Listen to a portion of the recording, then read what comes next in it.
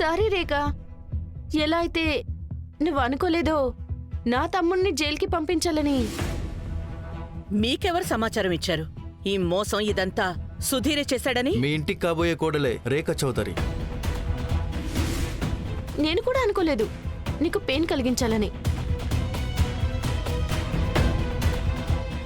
ఏదో పొరపాటున ఎర్ర నీళ్ళల్లో స్మాల్ గాజు ముక్కలు పడిపోయాయి అంతే.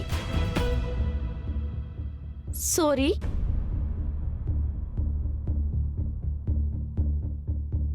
Welcome to Suryavamsham family.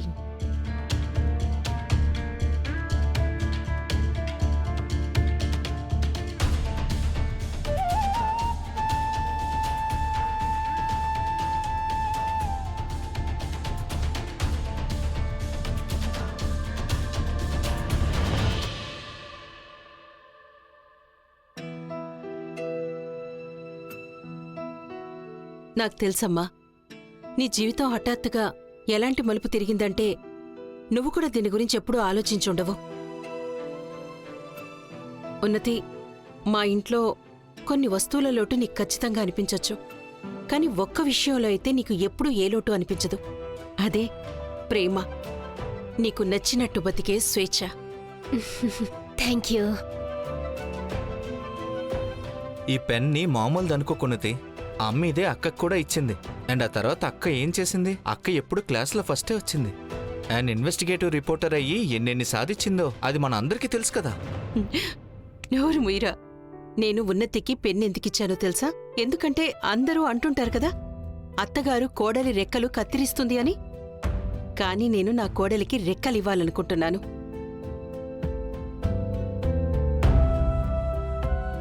అవునమ్మా, నేను కోరుకునేది నువ్వు ఎత్తుకు ఎదగాలని. పైగా ఈ పెన్నుతో నీ విజయగాథల్ని నువ్వే రాసుకోవాలి.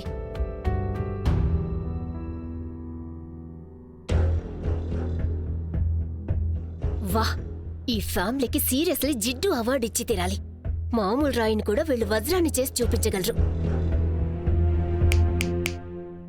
ఏం ఆలోచిస్తున్నావు? అది యాక్చువల్లీ ఏంటంటే, ఇంత స్వెట్ నాకు జిమ్ లో తప్ప ఇంకెక్కడ రాలేదు. ఇది నా బాడీకి కొత్త. సో జస్ట్ మైండ్ లో ఒకటే ఆలోచిస్తున్నాను, ఎలా డీల్ చేయాలని. చాలా వేడిగా ఉంది. ఇదిగో కచిఫ్. Thank you. అమ్మా ఉన్నతి, ఇందులో ఆలోచించడానికి ఏముంది? కొంచెం సేపట్లో ప్రాబ్లం సాల్వ్ అయిపోతుంది. ఎందుకు? కొన్ని రోజుల్లో మీరు ఈ ఇంటికి సెంట్రల్ ఎయిర్ కండిషన్ చేయించబోతున్నారా ఏంటి? లేదు, నా ఉద్దేశం ఏంటంటే నీకు కొన్ని రోజుల తర్వాత అందరిలో అలవాటు అయిపోతుంది కదా.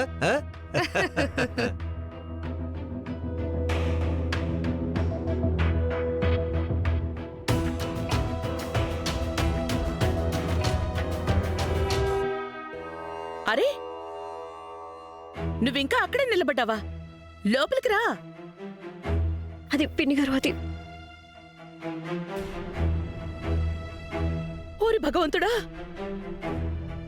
కాలికి దెబ్బ తగిలిందా? బాగా నొప్పిగా ఉందా? సరే, నా చేయి పట్టుకో.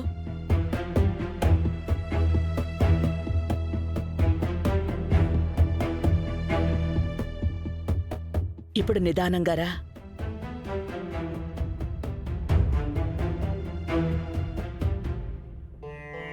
అత్తారింటికైతే నువ్వొచ్చేశావు రేఖ చౌదరి, కానీ అతి త్వరలో నిన్ను నీ పుట్టింటికి పంపకపోతే నా పేరు కూడా శైలజే కాదు.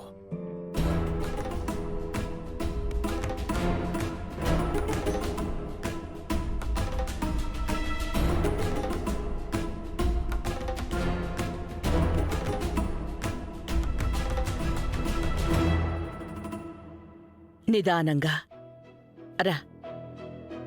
ఇక్కడ కూర్చో. కూర్చో.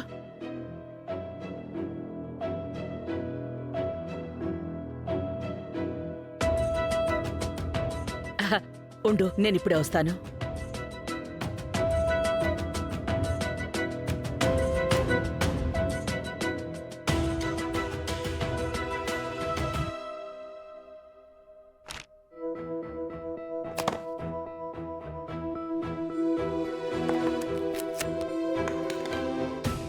ఇదిగో, ఇప్పుడు తగ్గిపోతుంది.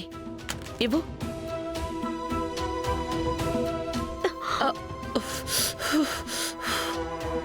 దివ్యాని చేసింది కదా. మా మిస్ మడోనా అదే. నాకు ముందే అనుమానం వచ్చింది.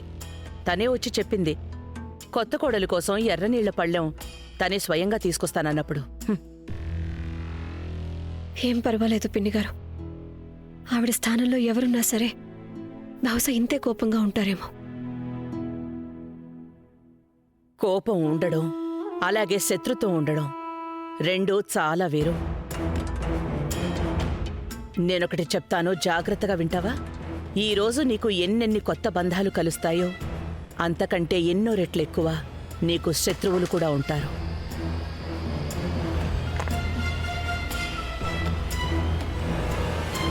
ఏం చేయమంటావు? ఇది నా కుటుంబం. అందుకే అందరి గురించి అణువణువునా నాకే తెలుసు. పోనీలే, వదిలే. నేనేవేవో మాట్లాడుతూ కూర్చున్నాను. నా ఇంటి కొత్త కోడలొచ్చింది. పెద్దదాన్ని కాబట్టి ఈ ఇంటి నియమనిష్టలు నేర్పించటం నా బాధ్యత కూడా. తీసుకో. వూల్. ఇక ఇవి అల్లడానికి.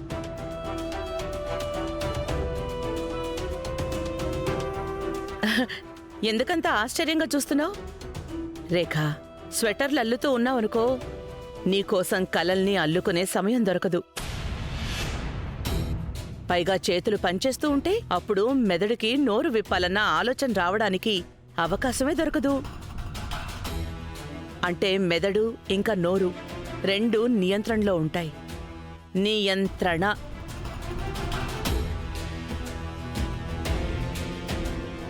ఈ పదాన్ని నీ మెదడుని చాలా చక్కగా ఫిట్ చేసుకో. ఈ ఇంటి కోడలి కోసం, ఇంట్లో సుఖశాంతులు ఉండడానికి ఒకే ఒక్క టికెట్ ఇది, నియంత్రణ.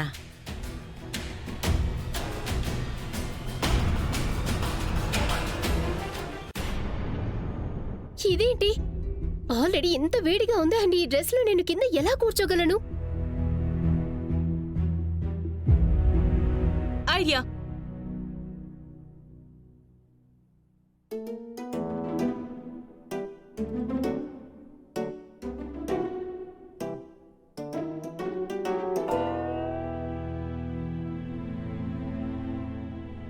ఇదిగో, నువ్వు దీని మీద కూర్చో. ఇది ఉతికి ఎంతకాలం అయ్యింది? అరే ఉన్నతి, దీన్ని మేము రోజు శుభ్రం చేస్తాం. ఇదిగో చూడు. ఏదో 5-6 ఏళ్లు పాతది కదా, అందుకే కొంచెం రంగు మారింది. రా కూర్చో, కూర్చో దీని మీద. ఏం పర్వాలేదు, నేను కిందే కూర్చుంటాను.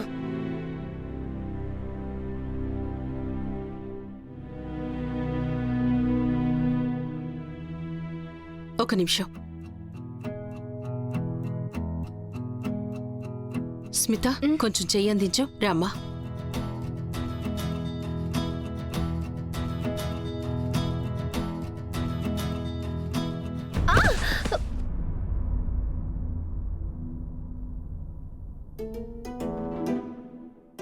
ఏమ్మా, నీకేం కాలేదు కదా?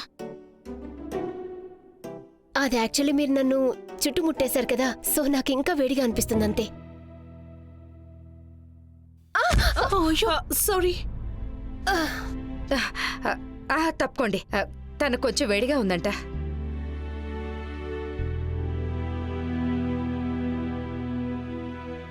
రా.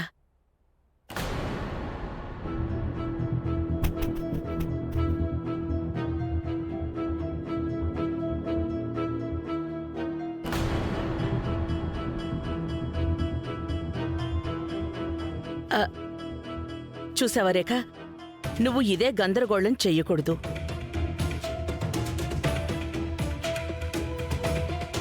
పర్వాలేదు పిన్నిగారు. నా వల్ల చెదిరిపోయిన దాన్ని సరిదిద్దడం నాకొచ్చు.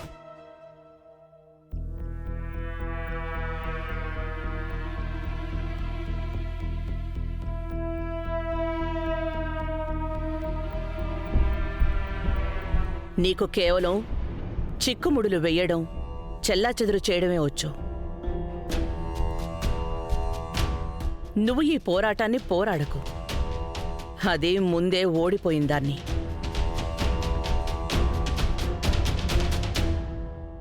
లేదు పిన్నిగారు, ఇప్పుడు మీరు నాతో అన్నారు కదా అల్లుతూ ఉండమని. మీరు చూస్తూ ఉండండి, నేనిక్కడ ప్రతి బంధాన్ని సరికొత్తగా ఎలా మలుచుకుంటాను.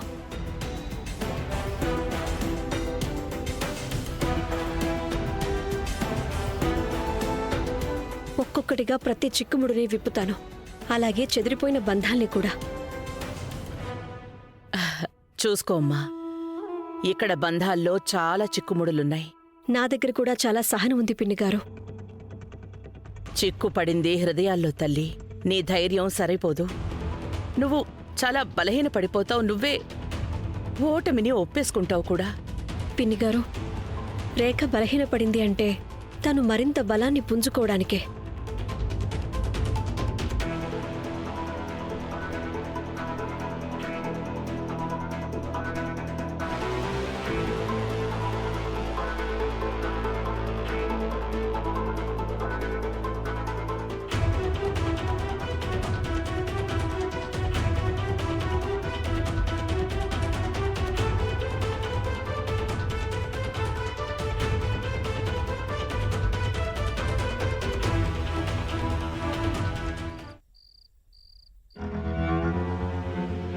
రాఘవ్, నువ్వు చేసింది కరెక్టే.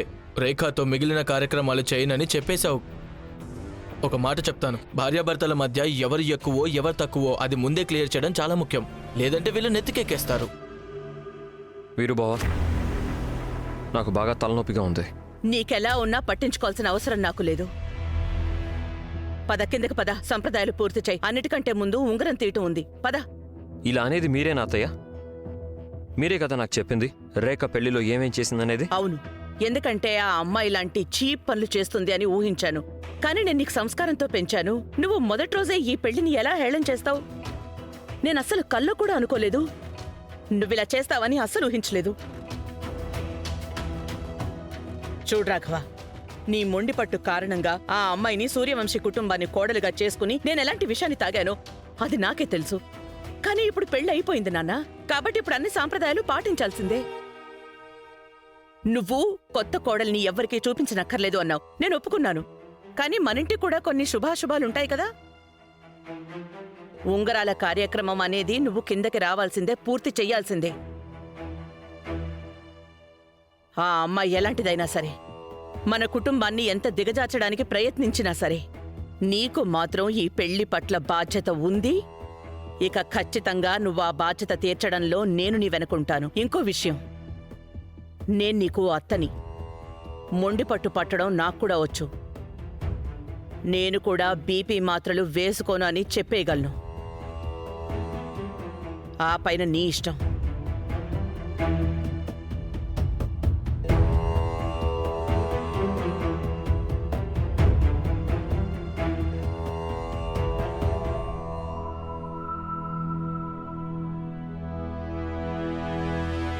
ఉన్నతికి బాగా ఉక్కపోస్తున్నట్టుగా ఉంది. అమ్మా స్మిత, వెళ్ళు, విసనకర్ర తీసుకునిరా. అసలే తను ఇంత బరువైన లెహంగాని వేసుకొనుంది. కొంచెం విసురు. మమ్మీ, ఇది పట్టుకో.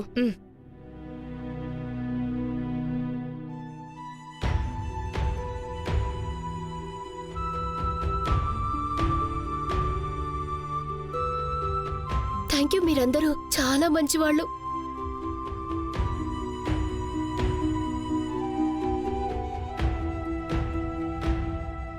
అక్క అక్క ఇది ఇది బాగా మండుతుంది. అరే ధ్రువ్, కొంచెం రాయనివ్వు. ఇది బాగా మండుతుంది. ఇది బాగా మండుతుంది.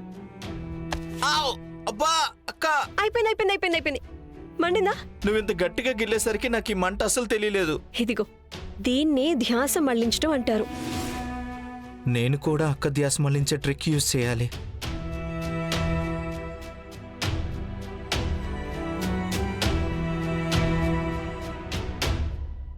అమ్మ, నాకేమనిపిస్తుందో తెలుసా? ఉన్నతి కావాలనే టైంపాస్ చేస్తున్నట్టుంది. ఎందుకంటే తనకి తెలుసు ఈ ఉంగరం వెతికే కార్యక్రమంలో తను నా ముందు ఓడిపోతుంది. అండ్ తనకి చాలా బాగా తెలుసు, ఎవరైతే ఓడిపోతారో వాళ్ళ జీవితాంతం గెలిచి వాళ్ళు చెప్పినట్లు వినాల్సి వస్తుంది.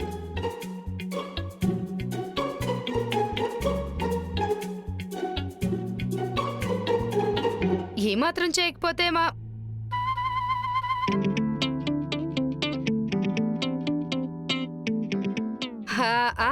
నా ఉద్దేశం ఏంటంటే ఉన్నతి ఏమైనా భయపడుతుంది అనుకుంటున్నావా ఏంటి? లేకపోతే ఇంకేంటి, మా కోడలు ఎవ్వరికీ తీసిపోదు.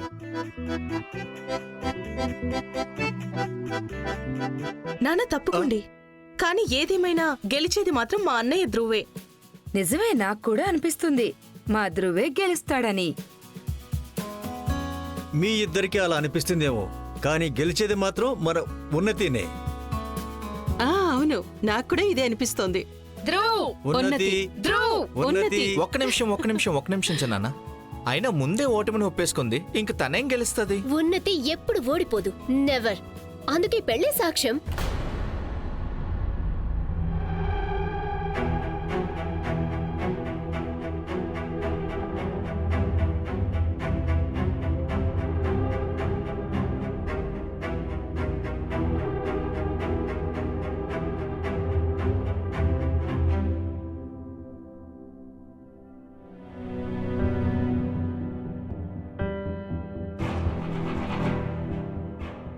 పూర్ణిమ, రాఘవ్ రానని చెప్పేశాడు కదా, తననిక్కడి నుంచి తీసుకెళ్ళు ప్లీజ్. అలాగే.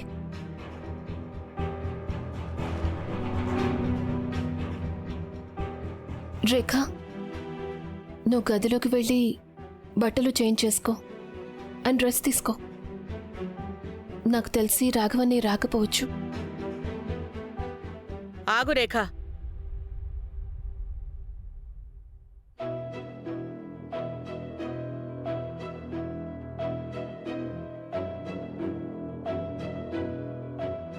నేను రాఘవ్ని ఇవన్నీ పూర్తి చేయడానికి పిలుస్తున్నాను.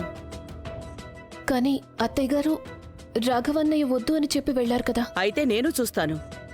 రాఘవ ఒక్క రోజులో ఇంత పెద్దవాడైపోయాడా? తన అత్తయ్య మాటకే విలువివ్వకపోయేంత?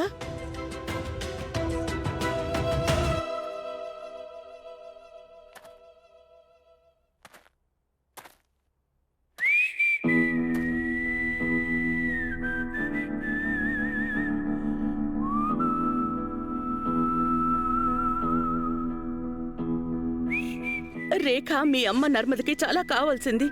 రేఖ నర్మదని ఈ పెళ్లికి ఆహ్వానించింది.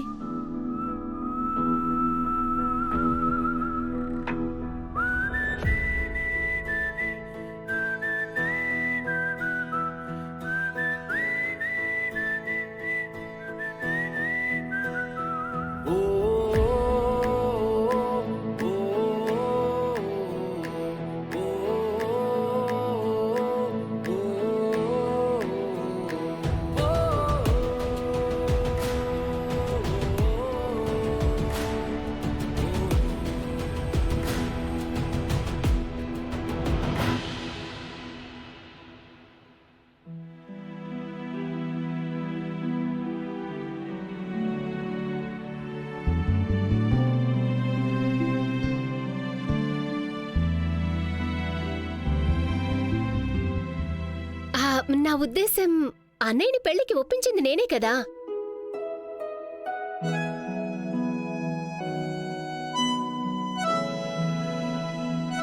మరి కార్యక్రమం మొదలు పెడదామా? అలాగే. తప్పకుండా. సరే, రెడీ? 1 2 3.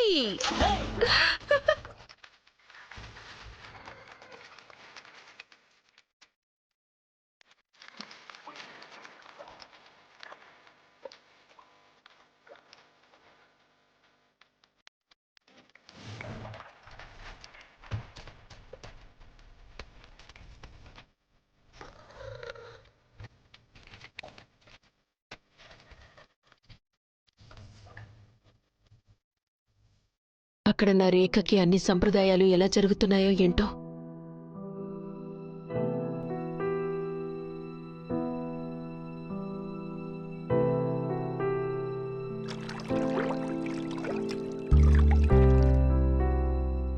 ఏమైందక్క? ఏం ఆలోచిస్తున్నారు? ఏం లేదు, రేఖ గుర్తొచ్చింది. చూడు సుమా, రేఖ ఇక్కడ లేదు. అయినా తన చిట్కాల వల్ల మన ఇల్లు సంతోషంతో నిండిపోయింది.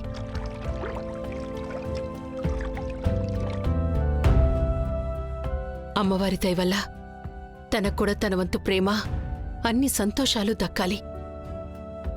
నా బిడ్డ ఆ కొత్త వాళ్ల మధ్య ఒంటరిగా మిగిలిపోకూడదు.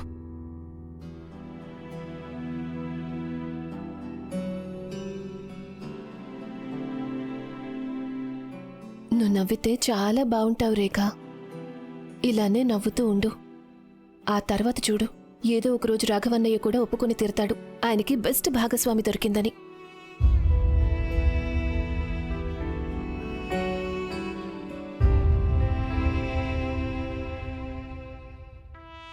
నాకు తెలుసు అలాంటి రోజు రాదు. ఏమన్నావు నువ్వు? ఏం లేదు, మొదలు పెడదామా? పూర్ణిమ, ఇప్పుడు నేనిందులో ఉంగరం వేస్తాను. మీరిద్దరూ దాన్ని వెతకాలి. ఎవరైతే ముందు తీస్తారో. ఈ పెళ్లి, ఈ ఆట, ఈ రెండింటి రూల్స్ నాకు ముందే తెలుసు. ఇది ఆట కాదు, సాంప్రదాయం. నా వరకు ఇది ఆట మాత్రమే.